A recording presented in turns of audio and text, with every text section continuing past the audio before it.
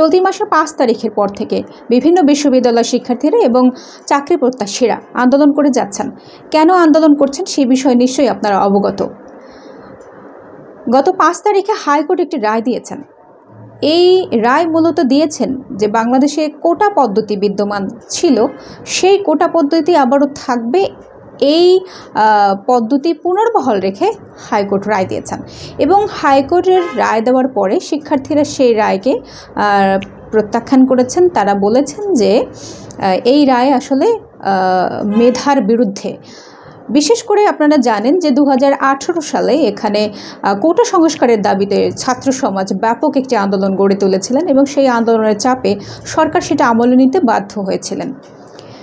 দীর্ঘদিন সেই আন্দোলন চলমান থাকার পরে সরকার প্রধান কী করলেন? তিনি কোটা পদ্ধতি সম্পূর্ণ বাতিল করে দিলেন। যদিও আমরা যারা তখন সেই কোটা সংস্কারের দাবিতে আন্দোলন করছিলাম, আমরা চেয়েছিলাম যে এখানে যাতে কোটা সংস্কার করা হয়, কোটা বাতিল না। আমরা কখনোই কোটা পদ্ধতি বাতিল চাইনি।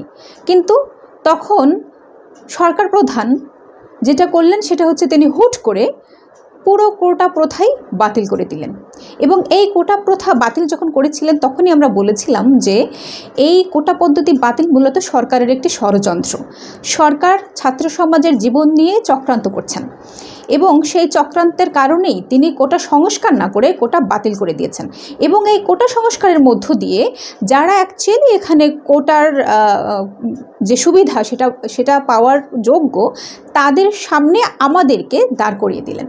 এই যে মুখোমুখি দাঁড় করিয়ে দিলেন দুপক্ষকে, এর মধ্য দিয়ে যেটা হলো সেটা হচ্ছে যে ব্যাপক আকারে একটা সংঘর্ষ কিন্তু এখানে তৈরি হলো। এই সংঘর্ষ তৈরি হওয়ার পরে দেখা যাচ্ছে যে এই বিগত কয়েকটি বছর এখানে কেটে গিয়েছে। ছাত্ররা কোটাবিহীনভাবেই বিভিন্ন পরীক্ষা তারা দিয়েছেন। বিশেষ করে সরকারি চাকরিতে 53% কোটা এখানে বহাল রয়েছে। সো 100 জনের মধ্যে যদি 53 জন কোটার মাধ্যমে এখানে সিলেক্টেড হয়, তাহলে সে ব্যাপারটি কিন্তু আসলে খুবই শঙ্কার। কারণ এখানে তাহলে মেধার মূল্যায়ন ঘটছে না বলেই ধরে নেওয়া যায়। এবং শিক্ষার্থীরা যারা এখন আন্দোলন করছেন তারা সেটাই বলছেন যে 56% কোটা কোনোভাবেই এখানে থাকতে পারে না। এটা ছাত্র সমাজের প্রতি বৈষম্য। এবং এই এত পরিমাণ বৈষম্য নিয়ে আসলে কোনো জাতি সামনে এগোতে পারে না। এবং এইভাবে যদি চলতে থাকে তাহলে এখানে বোঝাই যাচ্ছে যে মেধার অবমূল্যায়ন হচ্ছে, সেটা দেশ এবং জাতি ও জনগণের জন্য ক্ষতিকর।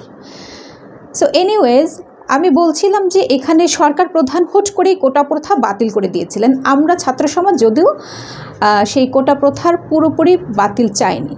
তার কারণ হচ্ছে যে এখানে আপনারা জানেন মুক্তিযোদ্ধা কোটা রয়েছে, তারপরে হচ্ছে নারী কোটা রয়েছে এবং পিছিয়ে পড়া জনগোষ্ঠী যাদেরকে আমরা বলি, বিশেষ করে ক্ষুদ্র জাতিসত্তার জনগণ, সেটা পাহাড় হোক এবং সমতলের হোক কিংবা হচ্ছে চা জনগোষ্ঠীর হোক, যারা চা বাগানে কাজ করে তারা হোক, সমস্ত জনগণ, বিশেষ করে হচ্ছে দলিত যারা রয়েছেন, বিশেষ করে তারপরে আরও যারা রয়েছেন ডোম সম্প্রদায়, বিভিন্ন ধরনের সম্প্রদায় যারা রয়েছেন এখানে, জাতিসত্তা রয়েছেন যারা, বিশেষ করে তারা আসলে বিভিন্ন সুবিধা থেকে বঞ্চিত বা পিছিয়ে পড়েছেন নানা কারণে।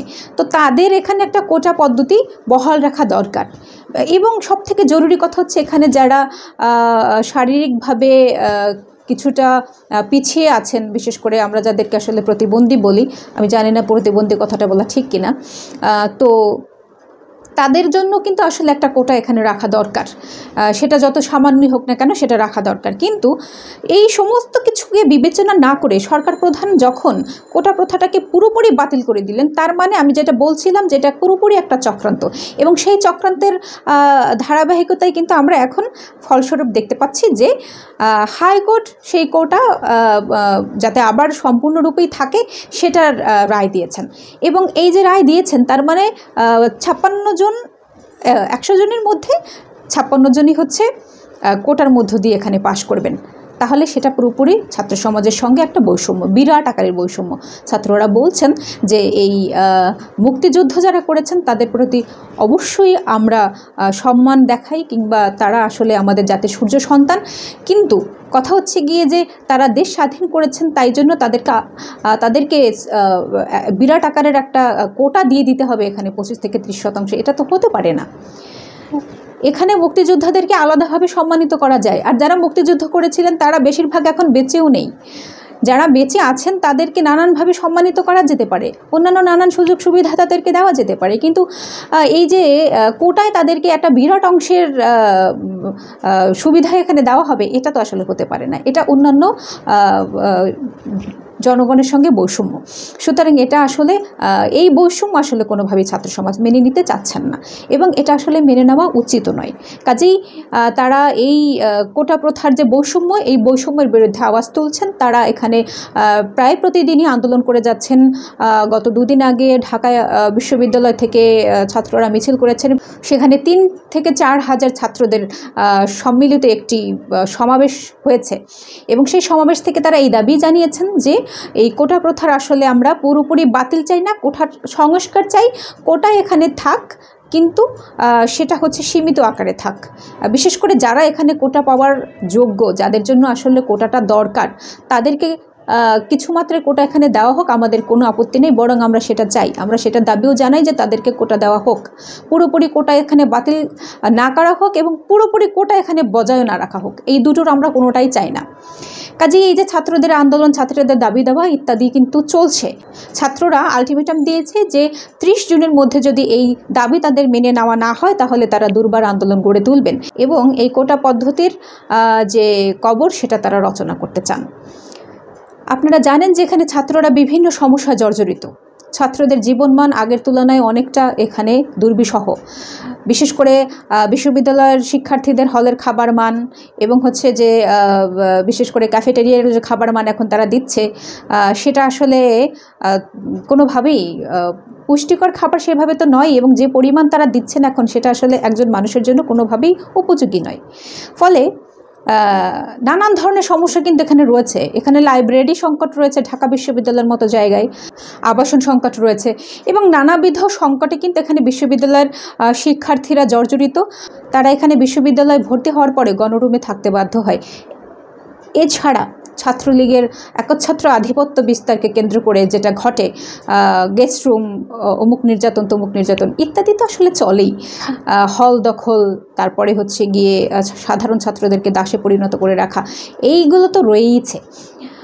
এছাড়া আমরা যদি দেখি যে স্কুল কলেজেও নানা প্রকার বৈষম্যের এখানে শিকার আমরা হচ্ছি। বিশেষ করে বাজেটেও শিক্ষার বরাদ্দ এমনভাবে কমানো হয়েছে যে যেটা আসলে বিশ্বের অন্যান্য দেশের সঙ্গে খুবই অসামঞ্জস্যপূর্ণ। সো দেখা যাচ্ছে কি যে এই নানাবিধ সমস্যায় জর্জরিত থাকার পরেও এখানে শিক্ষার্থীরা তাদের মতো করে চেষ্টাটা করেন, অন্তত এখানে তারা শিক্ষাজীবন শেষে ভালোভাবে একটি কর্মসংস্থান যাতে এখানে জোগাড় করতে পারেন। কিন্তু দেখা যায় কি যে আমাদের দেশে তো কর্মসংস্থানের কোনো তেমন কোনো ব্যাপারই নেই। কর্মসংস্থান এখানে নতুন করে কোনো কিছু তৈরি করা হয়নি। সেই 1971 সালে যে এখানে শিল্প কারখানাগুলো ছিল, সেগুলো এখানে একে একে শেষ করে দেওয়া হয়েছে। আমাদের পাটকলগুলোকে এখানে শেষ করে দেওয়া হয়েছে। আমাদের নতুন করে আসলে কোনো প্রকার কারখানা এখানে গড়ে তোলা হয়নি, কোনো কর্মসংস্থানের ব্যবস্থা সরকারিভাবে করা হয়নি। তাহলে এই যখন অবস্থা দেশের, যেখানে লাখ লাখ যুবক, শিক্ষিত যুবক এখানে বেকার রয়েছেন, এই পরিস্থিতিতে এই যে কোটা প্রথা, এটা যদি বিদ্যমান রাখা হয়, তাহলে এখানে মেধার সত্যি বৈষম্য হচ্ছে, ছাত্র সমাজের সঙ্গে বৈষম্য হচ্ছে। এই বৈষম্য চলতে পারে না। ছাত্ররা যে দাবি জানাচ্ছে এই কোটা প্রথার সংস্কার চাই, সেই দাবি সরকারকে মেনে নিতে হবে। শিক্ষার্থীদের নিজেদের মধ্যে এই যে বিভেদ তৈরির চেষ্টা সরকার করে যাচ্ছে, এই চেষ্টাকে এখানে নস্যাৎ করতে হবে, এবং সে কারণে ছাত্ররা যে আন্দোলন করছেন, সেই আন্দোলন চালিয়ে নিয়ে যাওয়া ছাড়া আসলে ভিন্ন কোনো পথ নেই। আপনাদেরকে ধন্যবাদ।